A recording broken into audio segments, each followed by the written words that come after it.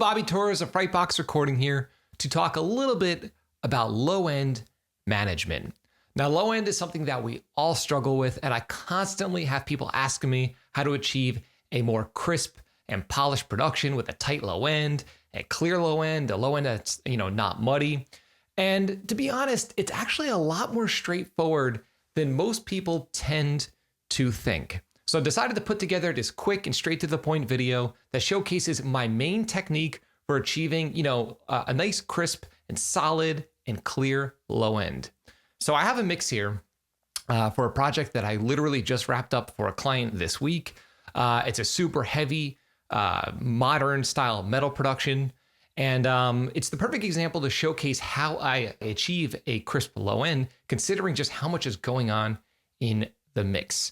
So without any further ado, let's take a listen to the audio sample, and then I'll reveal to you my dead simple and straightforward approach to low end management. Let's check it out.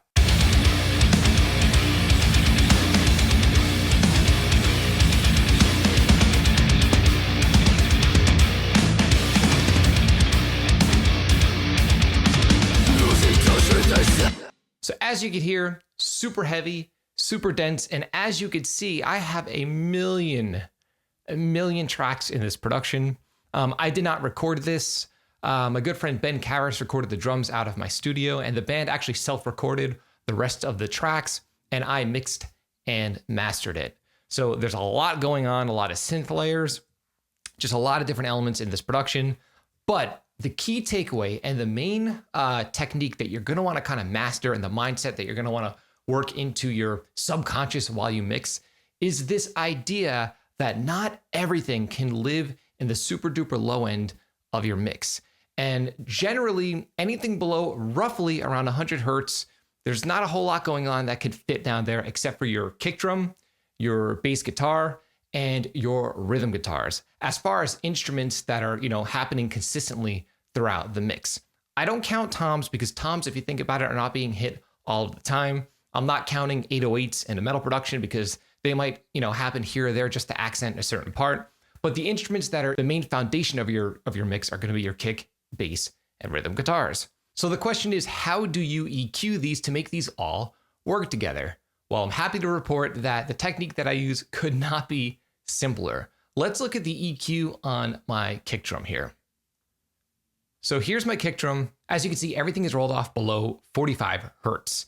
Now, most people tend to not do this because if you think about it, you want your kick to have a lot of low end power. I found that most frequencies below this range are just going to eat up a lot of headroom, and it doesn't really add any extra power to your kick drum. Also, by high passing your kick drum in this way, you're making room for the super duper subs. If you have any, like a low end synth that's supposed to shake the listener if they're listening on a hi-fi system, or an 808 or a sub drop, and those types of elements. So that's my kick drum. But here's the thing, for me, as far as the key three, the core three in your mix, kick drum is going to be sitting the lowest. And for me, it's roughly at around 40 to 50 hertz is the range that a kick drum will live in.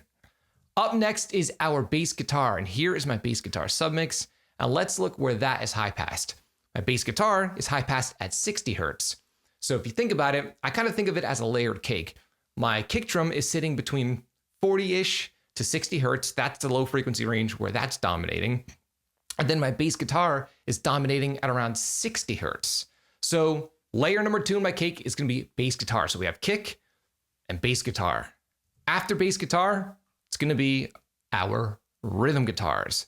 And if you look here, all frequencies below 80 hertz on my rhythm guitars are rolled off. Again, just to recap, we have our kick drum dominating at around 40 to 50 hertz, our bass guitar dominating between 60 to 80, and then finally our rhythm guitars are sitting a little above that at around 80 hertz.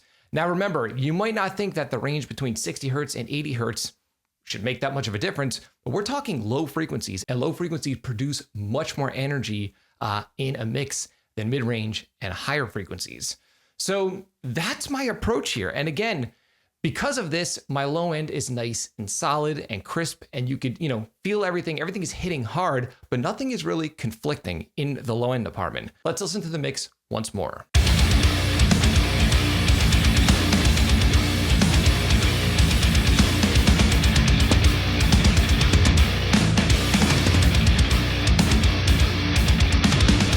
Again, obviously these toms are going to be living in the low end as well. But as you can tell, when you look at tom tracks, they're only being hit ever so often. They are not the main foundation of a drum sound or your mix. One other thing I want to say is you might be wondering about lead guitars, vocals, snare drums, cymbals, overdubs, synths, strings, choir parts.